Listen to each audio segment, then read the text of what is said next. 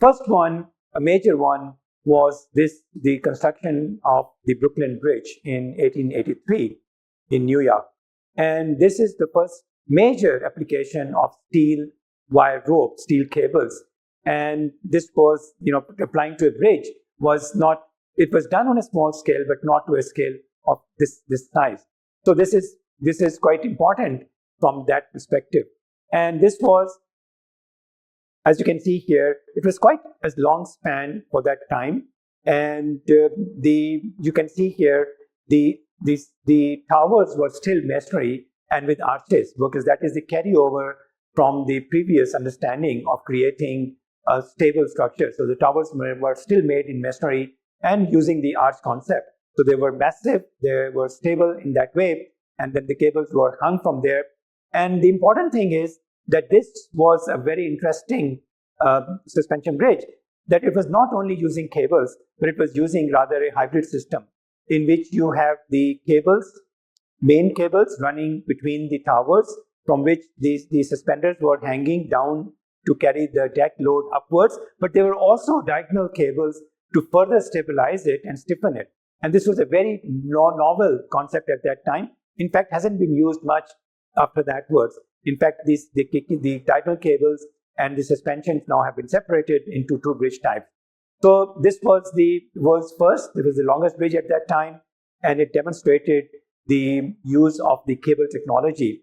And as you can see, the towers here were still representing that Gothic pointed arches, which were used in buildings, it was used in cathedrals, and so on. So we have the transfer of the force, of the deck force by suspender to the main cables, from cables to the towers, towers to the town, very similar to what the Baker Fowler demonstrated earlier. And then you can see here that even though now we know clearly that suspension bridge and the cable stayed bridge are two separate sort of forms, at that time it was still mixed together. And because the engineers, builders at that time wanted to be absolutely certain that the bridge will not have any problem, so they added this additional redundancy into the system, although later suspension bridges did not use this concept much. And you can see from here that the main cables, it was about 16-inch diameter, quite large, made from several individual cables. And one of the reasons why it was so large was the factor of safety. You can see over there that they use a factor of safety of 6 in the design, because it was a new concept and nobody wanted to take a chance, and especially the designers who were very well known. And so they really overdid the design or sizing of the cables, adding these extra stays, making the things very massive. And that's why after so many years, the bridge is still operational at this point. And it also took a long time to make it. You will see, compared to other structures that we will see, it took a lot of time, 14 years to do that. And there were many reasons why it was delayed that much. But you can see here, they used nearly 14 miles of steel cable in their construction. And each cable contained 5,000 steel wires. So it was really huge, small wires wound together, and pretty sizable cable was used. So this was the designer.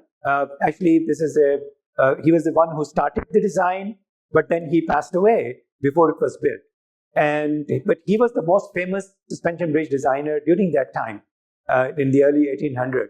And then his son, Washington Roebling, he took the project forward, but unfortunately, he also was hurt badly, and he could not go to the site to supervise it, because at that time, as you know, engineers had to be responsible, not just give the drawing to somebody else to build. They have to be on the site. They have to actually construct it. They were the master builders in many ways, most of these engineers or designers.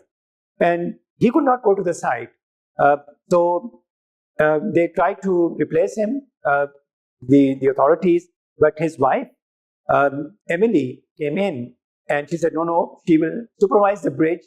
And so she became the first female civil engineer to actually supervise the bridge of that kind. So Washington would sit in the room from a window and watch the bridge through a telescope and he will pass on the instructions to his wife, who will go to the site and carry out and bring back. So it was a remote supervision from the site, from his room, to his wife, who was then the project manager. And although Washington was sick at that time, his wife, unfortunately, still passed away before him, and he lived a longer life. So this family of John and Washington and Emily together designed, built, and completed this bridge. So and they became the founders, or the very big names in suspension bridge design and construction. Before that, they had already designed and built many.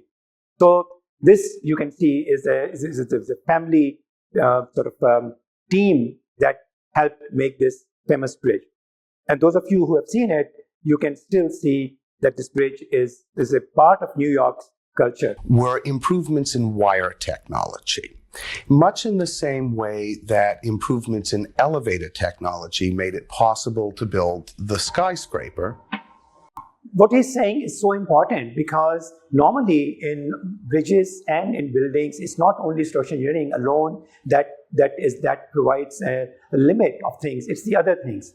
And for the bridges, it was the cable or steel wire technology, and for buildings, it was the elevators. Without elevators, tall buildings would not have been possible. Even if we had structural engineers had the solution, it won't make any sense. In fact, even now, the height of the tall building is mostly governed by elevators, not by structural engineers' limitations. So I was thinking about, when I was choosing the Brooklyn Bridge for this demonstration, I was also thinking, why not pick the Golden Gate Bridge? Because that's more prominent, it's much longer, it's more well known. But the reason that I think is that Brooklyn Bridge is the kind of the first major innovation, and Golden Gate, they mostly followed what was already tested, although they were longer. But the main step was taken by Brooklyn Bridge. And then, as you can see here, the Golden Gate Bridge was made much later with better understanding, with better materials. And here also the architects start to come in. Actually, the Golden Gate Bridge, that design of the tower and the color scheme was chosen by architects involved there. So both of these bridges are just beautiful. Golden Gate Bridge, of course, is much more elegant in many ways. And we will talk about that some other time.